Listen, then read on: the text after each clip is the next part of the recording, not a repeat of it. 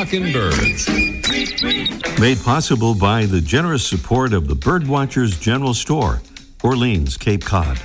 Birdwatchersgeneralstore.com. By Vortex Optics with the VIP warranty. Their unlimited lifetime promise to keep you and your optics covered. Learn more at vortexoptics.com. By Broome, where bird feeding meets innovation. Discover truly squirrel-proof bird feeders, all backed by lifetime care commitment. Broome.com. And by Hog Island Audubon Camp. For full camp schedule, program details, and to register, visit audubon.org/Hog Island. Good morning, good afternoon, good evening. Welcome to our show number 1095. If you're listening live in the Northern Hemisphere, happy first day of summer. And if you're a dad and listening live, happy Father's Day. Well, here's our conservation good news of the week. Glad to say we have some about our national parks. This past Wednesday, the U.S. Senate Energy Natural Resources Committee approved the bipartisan America the Beautiful Act to reauthorize a fund which provides nearly $2 billion a year for deferred maintenance and repair projects in national parks and on other federal public lands.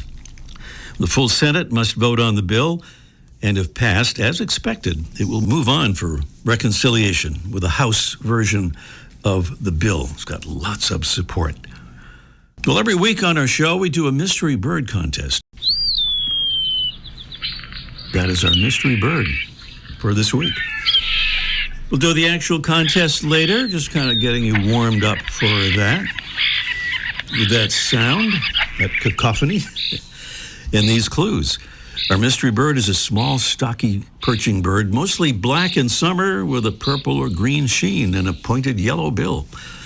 Winter birds have white spots and a dark bill. Males and females very similar in appearance. You know this bird, although it's not from around here. Around here meaning North America. On the other hand, it's all around and practically everywhere. It's all over the contiguous U.S., part of Alaska, most of Canada.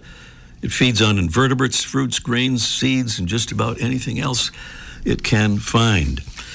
Be the first to tell us what that bird is, and you'll win some terrific prizes. And if you even don't get the right answer, a drawing might make you the winner nonetheless.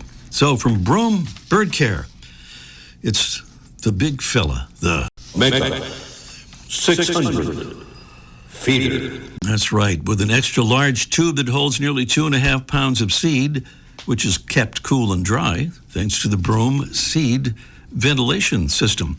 It's also easy to clean and chew-proof.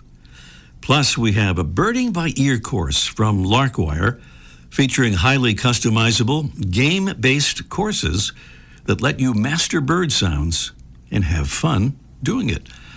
You can get it for your iPhone or iPad or for your Mac or PC. And you can choose courses for learning Eastern and Midwestern North American birds or birds of the West. That's in our upcoming mystery bird contest.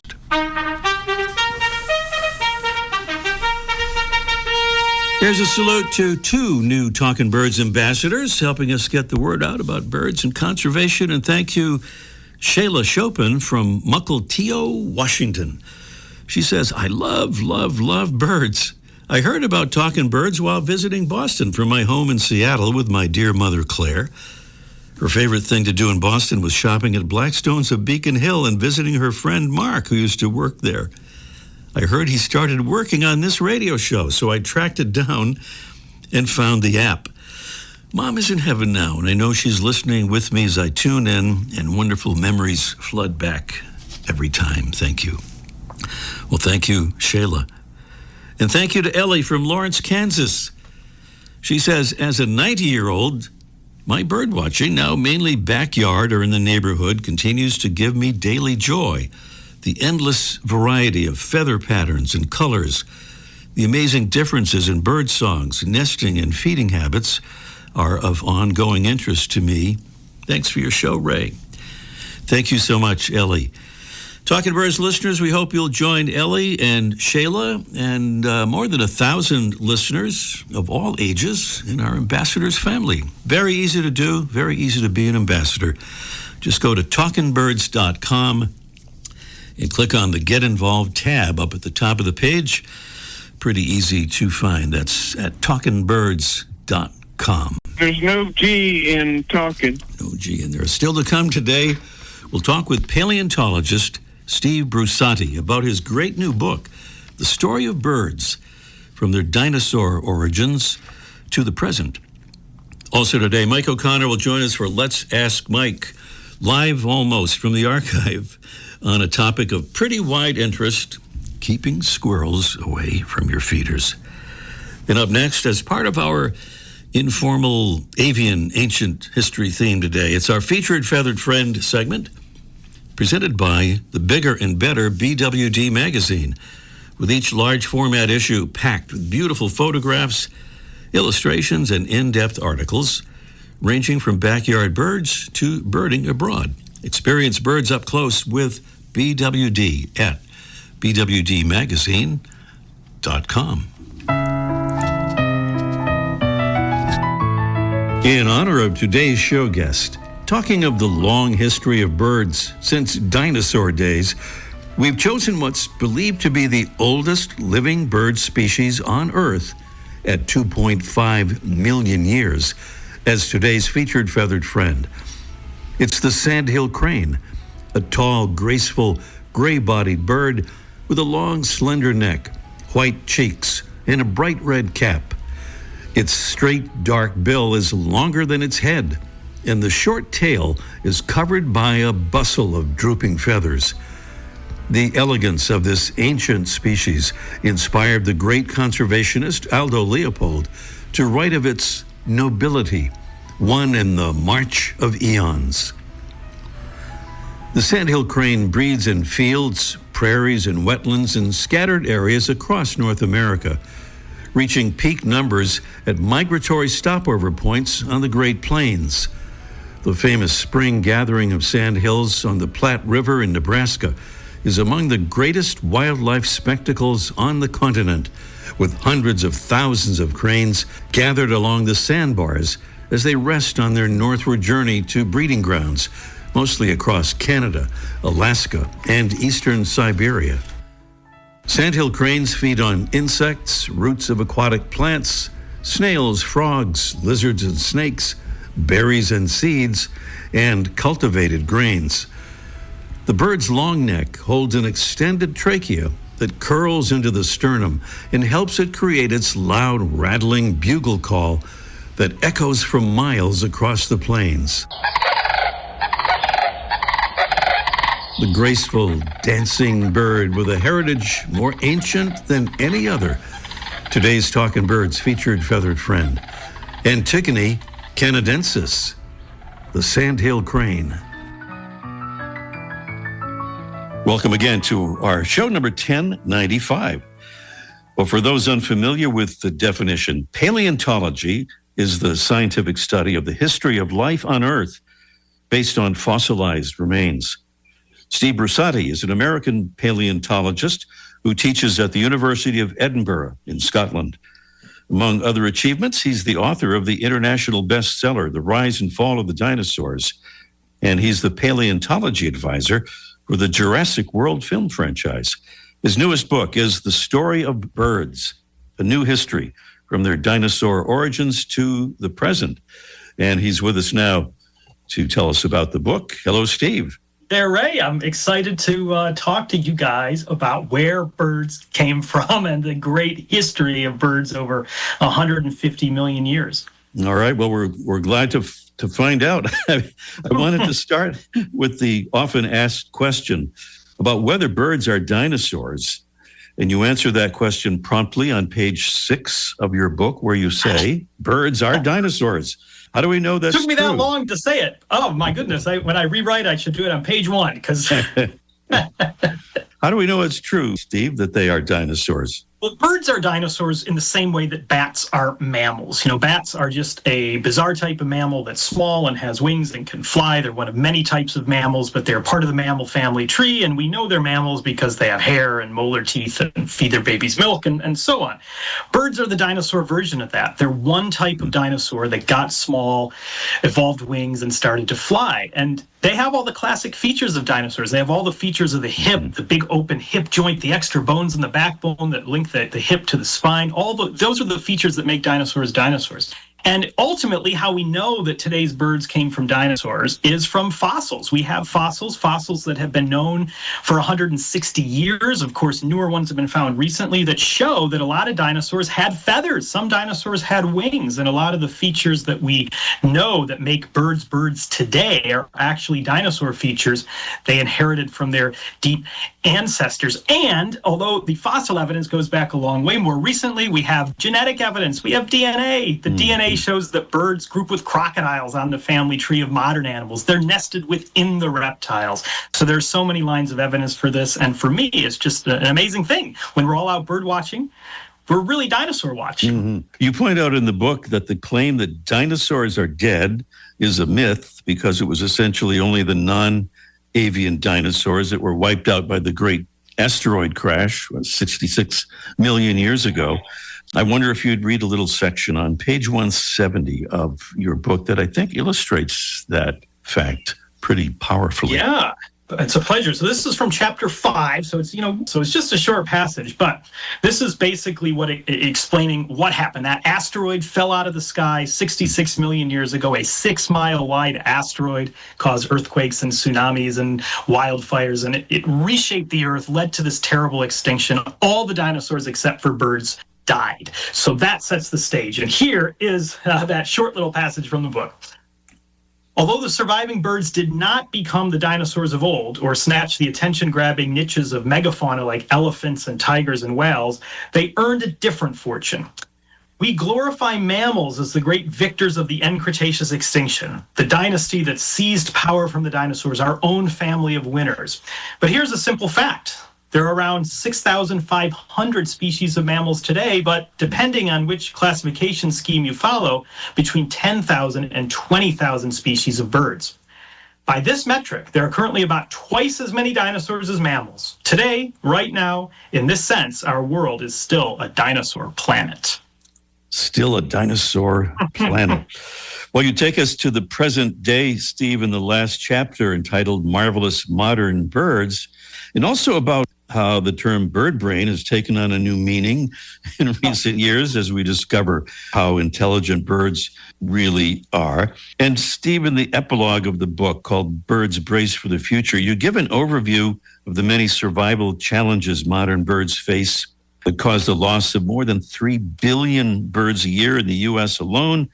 And you emphasize in there the role of domestic cats, killing 2.4 billion birds every year, and you urge folks to keep house cats inside. I think when you say that, Steve, that's your only exclamation point in the whole book. It means that I mean it, and I do mean it. And for me, as a paleontologist, I enjoy birds like everybody else. I'm fascinated by the birds that live today, but this book is very much a perspective on birds from the viewpoint of a paleontologist who digs up fossils and thinks in millions of years. And bringing that story to the present and looking at the wonderful things birds do today, as you say, their feats of intelligence and cognition, the bird song that songbirds sings, these songs they learn from teachers when they're young, kind of like how humans learn language, and the migrations birds do. I mean, it's really astounding. But also, although birds are glorious, as we know today, they're also very, very threatened. And I think birds are in their most vulnerable state right now since they stared down that asteroid 66 million years ago. And there are just billions of birds that die unnecessarily every year because of things that we do. And it's birds running into windows. It's birds being electrocuted on power lines. It's birds that eat poison pesticides. Not many, by the way, in the wind turbines. That's something people say sometimes. We shouldn't have wind energy because it hurts birds. Well, actually, it doesn't hurt that many birds. What does more is house cats. So billions of birds every year in the U.S. are killed by cats. I'm not saying don't have a cat. Of course not. Mm-hmm. Have your pets. Enjoy your pets. It's wonderful when we connect with animals, but keep your house cats inside, please, for the sake of the birds.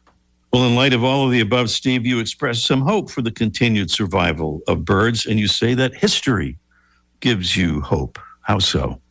It does. I really hate closing a book, 150 million year evolutionary journey of birds evolving from dinosaurs and breaking the bonds of Earth and flying and surviving the asteroid and evolving into terror birds and demon ducks and all these crazy extinct birds and then becoming the birds of today. I really don't like closing that with just a depressing, cynical look at the threats birds face today. So I try to close with optimism. There's a few things that make me optimistic. One is that we know we're affecting the world, we're affecting birds, but in the case of things like the California condor or the bald eagle, when we realize the effects we're having, we can and we do something about it. The second thing is, look, birds are survivors. Birds are adaptable. They're resilient. They survived the asteroid when every other dinosaur died. T-Rex, Triceratops, these iconic dinosaurs did not have what it took to survive. Birds did.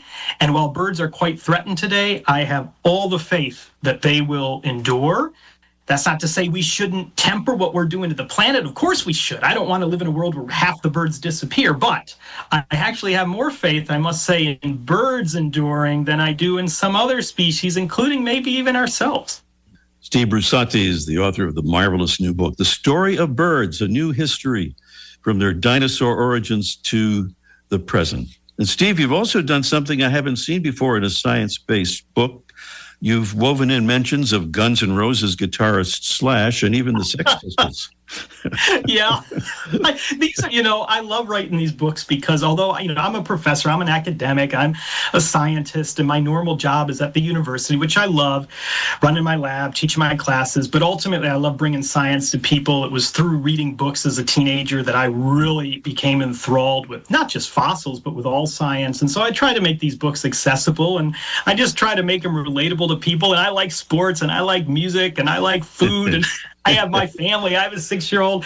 I have a lovely wife. I have my parent. So I love just weaving these things in. And I must say, when it comes to the Sex Pistols, the Watson and down in South America, that crazy bird, it really does have a Johnny Rotten feel to it. And when it comes to Guns N' Roses, Slash is an enormous dinosaur fan. Steve, congratulations on the book, Thank you, thanks Ray. for telling us about it. Steve Brusatte Cheers. Here on Talking Birds. Up next, it's our mystery bird contest in just 1 minute. The flutter of a tail feather, the flash of a wing bar in mid-flight. You don't always have a lot of time to identify a bird in nature, let alone to appreciate its beauty. But with Vortex Optics, you'll have the power to bring every wild moment closer.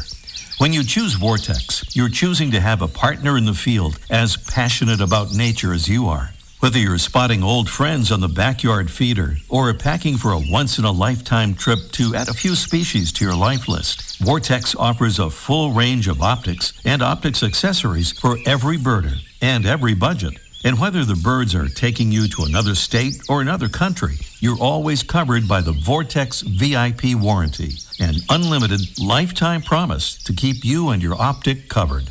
If you'd like to learn more, or if you need help choosing your next optic, give Vortex a call at 1-800-4VORTEX or visit vortexoptics.com. What you're hearing there is our mystery bird, and this is the actual mystery bird contest in which we invite you to call in and tell us what that bird is. Some clues here. It's a small, stocky perching bird, mostly black in summer with a purple or greenish sheen and a pointed yellow bill. Winter birds have white spots and a dark bill. Males and females very similar in appearance. Our bird not from around here, meaning North America, but it's everywhere else, or everywhere pretty much, all over the contiguous U.S. Anyway, part of Alaska, most of Canada, feeds on invertebrates and fruits and grains and seeds and all kinds of stuff. That's our mystery bird. Beautiful prizes include that Brome Bird Care Mega 600 feeder with the big tube that holds nearly 2.5 pounds of seed, kept cool and dry with the seed ventilation system from Brome. And that beautiful birding by ear course from Larkwire. Learn bird sounds and have fun doing it with your iPhone, iPad, Mac, or PC. Big prizes are there on our Mystery Bird contest. And here's the all-important phone number, which we urge you to call as soon as you possibly can. 781-837-4900 is the number. Once again, it's 781-837-4900. Meanwhile, let's ask Mike, almost live from the archive, in just 1 minute. Squirrels have one mission in life: eat your birdseed. They hang, they swing, they stretch, climb, and plot their next move. For squirrels, your bird feeder is the ultimate prize. But now, they've finally met their match. Introducing the Squirrel Buster Evolution. When a squirrel climbs onto the feeder, its own weight automatically closes access to the seed, stopping the theft instantly while birds continue to feed comfortably. No batteries, no tricks, no complicated setup. Just smart, proven squirrel-proof technology that works day after day, season after season. That's why the Squirrel Buster Evolution was named Best New Birding Product of 2025 by the Wild Bird Feeding Institute. So let the birds enjoy the feast, and let the squirrels keep trying. Look for the Squirrel Buster Evolution at brome.com or at your local bird shop. Says here that Mike is going to talk about another backyard predator, but one that preys not on birds, but on bird feeders. Can this be correct? We'll find out, because Mike, I believe, is here on the line with us right now. Good morning, Mike. Oh, good morning, Ray. So what about these predators preying on not birds, but bird you know what? feeders? This is a topic I spent the first 30 years of my life talking about, and that's keeping squirrels off feeders. And then companies like Brome came out with really successful squirrel-proof feeders, and that topic kind of disappeared for a while. Now it's back because we have the plethora of these smart feeders. Oh, my God, there was my accent, wasn't it? It's smart, wicked smart. and so these feeders, which are like $200 worth of cameras and technology and 10 cents worth of feeder. It's like a feeder that comes from the dollar store. They're cheap and they're flimsy, and the money goes into the technology, and they don't hold up well against squirrels. And a lot of people who receive these get them as gifts, and they don't know what to do, and they're all complaining that squirrels are ruining their expensive feeders. So we'll do a little bit quick topic on that, keeping squirrels off. So what you would do if you get one of these smart feeders is get yourself a pole, straight pole. Don't get a shepherd's hook. Those don't seem to work well at all. A lot of grease on it, right? A lot of grease up that. Yeah, I know. There's the other thing. That's the knee-jerk reaction. Oh, I sprayed some grease on it. And that works for about 2.5 days, and everybody laughs. Oh, we're brilliant. And then the grease gets covered with dirt and pollen and grime, and then it gets stickier, and it's impossible to keep the squirrels off once you do that. So don't do that.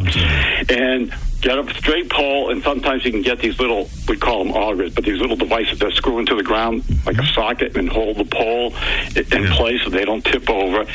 And then go get a squirrel baffle. The squirrel baffles, get the kind that looks like a stovepipe. They have these kind that look like a cone shape. They don't work as well, or I don't find they work as well. The stovepipe shape works much better. But more importantly, you need to put it in the open. Squirrels can jump 10 feet from anything, from a tree branch, from a picnic table, from your back porch, from your doghouse. It's got to be in the open, at least 10 feet, and the baffle in the feeder have to be about 5 or 6 feet high. If you get it too low, they'll hop over it.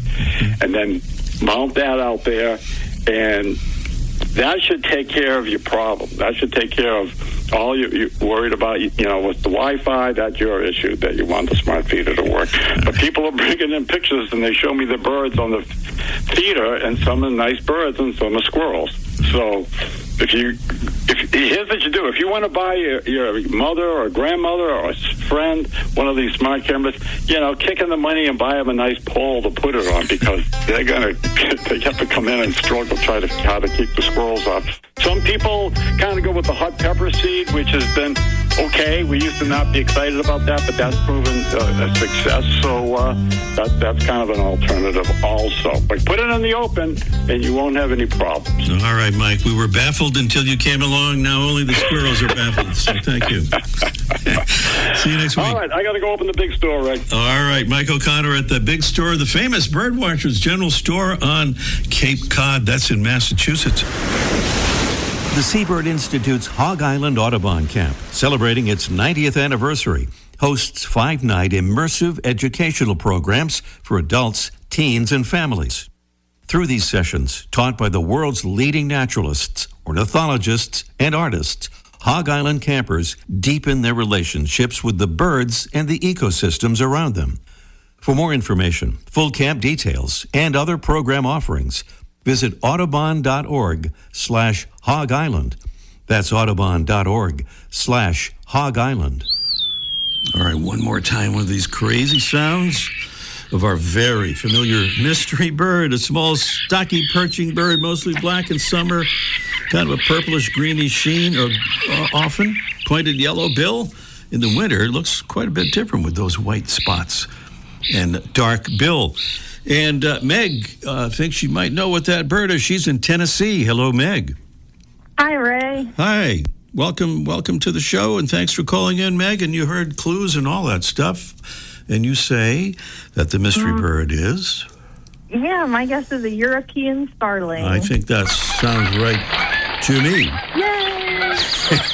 Yay! Yeah, this is my third time calling in, so well, I'm glad I finally got it right. Well, I'm glad you called in. Glad you got it right. Yeah. And what do you think about European starlings? Of course, they're invasive birds. They're not a native species. Sure. They cause lots of trouble. And in fact, we have a bonus question. I almost forgot. Would you like to try that? Sure, I'll give it a go. I just wanted to finish by saying I love European starlings, even if they are invasive. Anyway, all of the starlings... They're pretty, I agree. They are, and they're very smart.